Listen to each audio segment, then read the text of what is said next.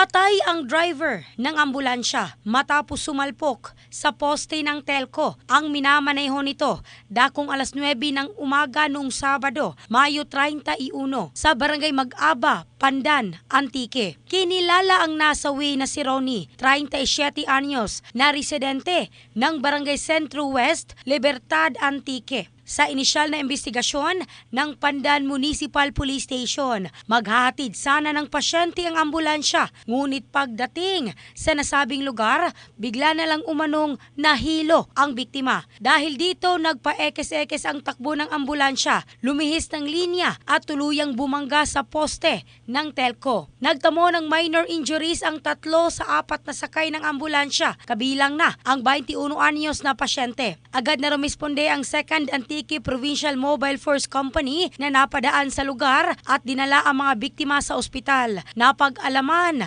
na tumaas ang presyon ng dugo ng driver dahilan ng kanyang pagkahilo. Binawian ito ng buhay kinalaunan. In the heart of changing lives, ako si Michelle Craste ng Brigada News Philippines, the Music and News Authority.